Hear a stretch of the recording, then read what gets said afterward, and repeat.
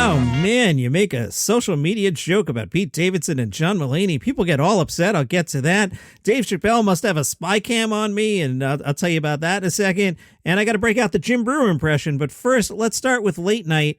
Now, I don't know what happened. Did the government shut down last night? I don't know, but you do because you live in the future. But back here in the past, we were talking about a government shutdown, and Johnny Mac is not going to waste quality late night jokes.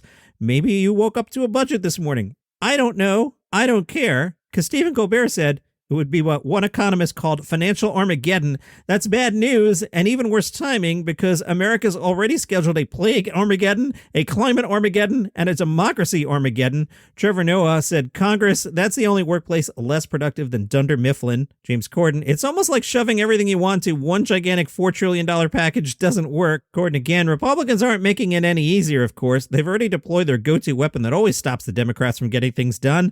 Other Democrats. Stephen Colbert said, wait, maybe we should inject the budget with horse paste.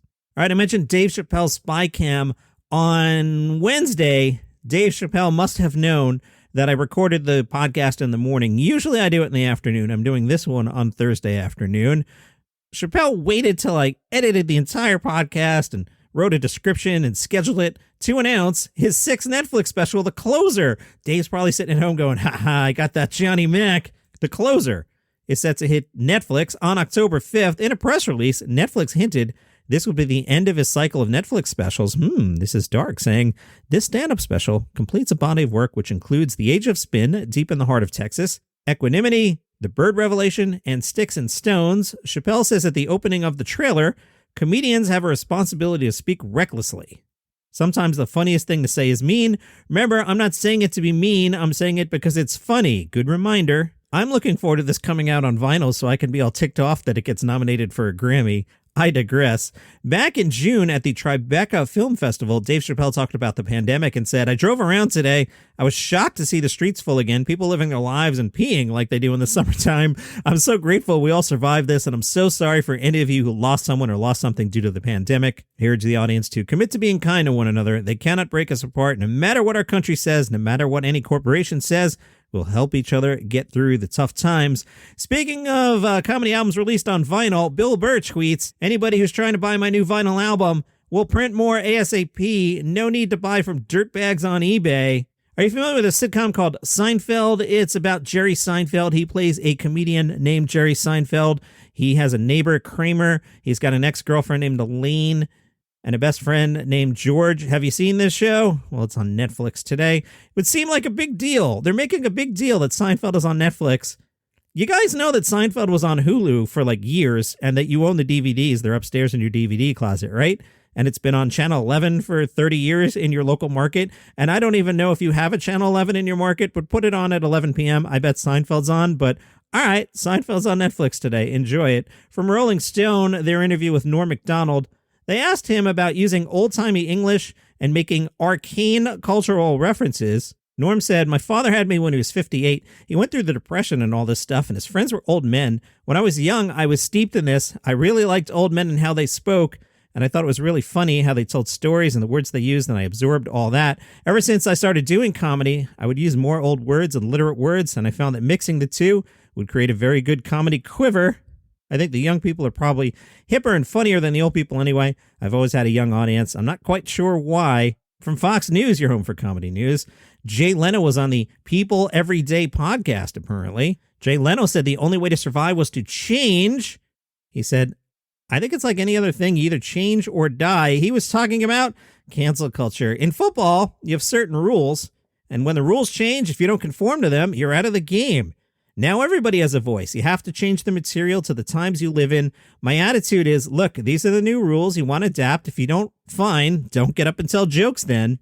You may recall Leno came under fire earlier this year for his past use about jokes about Asians. He later apologized in a joint statement at that time with the Media Action Network for Asian Americans, aka MANA.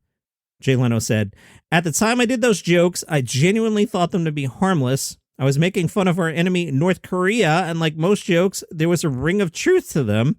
At the time, there was a prevailing attitude that some group was always complaining about something, so don't worry about it.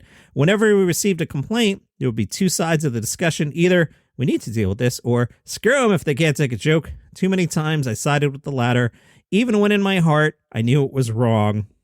I'm sorry, Jay. I'm not buying this. I'm not. Jay Leno added, I'm issuing this apology. I do not consider this particular case to be another example of cancel culture, but a legitimate wrong that was done on my part. Mana has been very gracious in accepting my apology. I hope that the Asian American community will be able to accept it as well, and I hope I can live up to their expectations in the future. I was listening to some podcasts. Jon Stewart has a new podcast to go with the TV show that I think's gonna not be what everybody wants from Jon Stewart. The podcast was not what I want from Jon Stewart. I got like a minute into it and they're like, hey, here's clips from the TV show. And I'm like, I don't want to hear clips from the TV show. I just want to hear some jokes. And I skipped ahead and I don't know if it was clips from the TV show or him just talking to his writers. And I was just like, I'm out, delete. Sorry, Jon Stewart. Love you. Get what you're trying to do. Admire what you're trying to do. But a selfish jerk driving around in his car wanted to hear some comedy. Switched on over to Mark Maron. He had on BJ Novak. I like BJ a lot from The Office. He wrote a lot of the great Office episodes. And it got weird. Apparently, and I missed this, and I tried to do some internet research about it earlier today.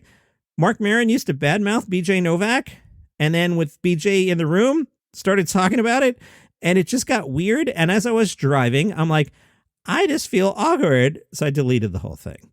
Now, yesterday, I shared the theory, the Freaky Friday theory about John Mulaney and Pete Davidson. Go back and listen to it.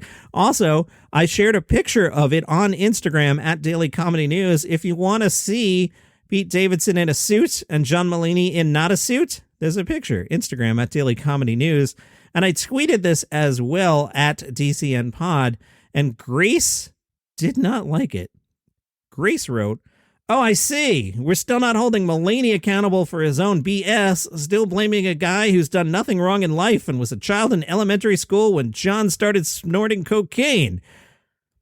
Grace, appreciate you checking in. Grace, I don't actually believe that Pete Davidson and John Mulaney switched bodies. I don't think that is technically possible. I've seen some movies, and it's a funny premise, and it's a bit, but I don't think they actually did. What's stunning to me is, because I've been doing some John Mulaney Gossip Corner, I've been waiting for someone to come to me and say, I've been unfair to John Mulaney. I'm just reading stories and having some fun. I didn't expect somebody to come from the Pete Davidson angle. I got to be nicer to Pete Davidson, apparently. Thank you, Grace, for listening. All right, let's see if I can get to the Breuer impression today. The reason I don't know if I can is I'm having a breakfast shake, and sometimes that gives me a little too much phlegm. So the way I get into my Jim Breuer impression, and I'm going to do it live for you here and show you how I try and channel Jim. When I first met Jim, we were at a tabletop in the lobby of Sirius, and he tried to explain to me what his radio show was going to be. And he went, all right, it's me. I got the Breuer today. I could feel it already. It's me. It's my friend Pete, meaning Pete Corielli, who currently does the podcast with Sebastian Maniscalco. I tell stories. All right, I got a good enough Breuer. Breuer was on Tucker Carlson again. Jim told about his interaction with a teenager who expressed excitement to get vaccinated. When Breuer asked why, the teenager said, I don't care, man. I just want to get my life back. Breuer noted that the teenager's answer had nothing to do with health. That's the mentality and fear. It has nothing to do with safety. Breuer received backlash when he announced his decision not to force his fans to be vaccinated. I love the loaded language in this article I got from Fox News. Force his fans to be vaccinated. Jim said, the monsters came out. Noting that the hatred was so severe that he received a comment from someone who said, I hope you get COVID and die. When people foam at the mouth and blindly say, you will take this, I have a serious issue with that. I've never seen anything so dangerous in my life. It's mind-boggling for me. There's a serious problem going on.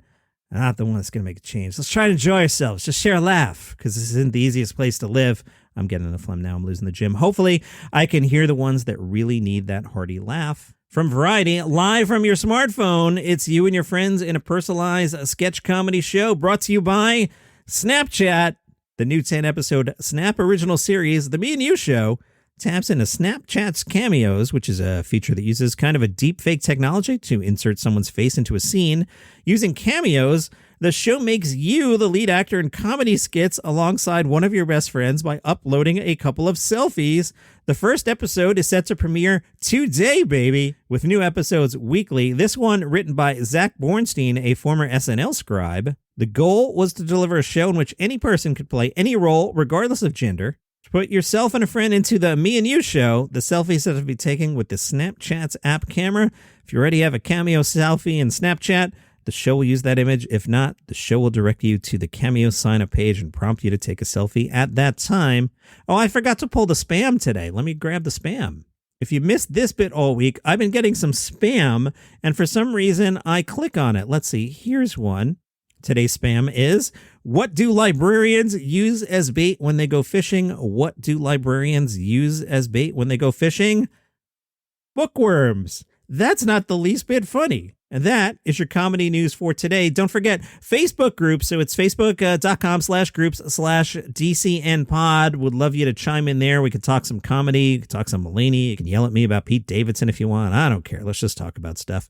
Facebook groups, DCNpod. Instagram at Daily Comedy News. Follow this show on Spotify or Google Podcasts. If you're on Apple Podcasts, they messed up the UI. You got to go to the top right and hit a plus. They don't even have the word follow anymore. It's really annoying. And I noticed my Apple downloads are down today after I badmouthed them on the podcast. Do you think I'm being punished? Or is it a coincidence? Should I go into Jim Breuer Conspiracy Corner? John, you don't think they're punishing you?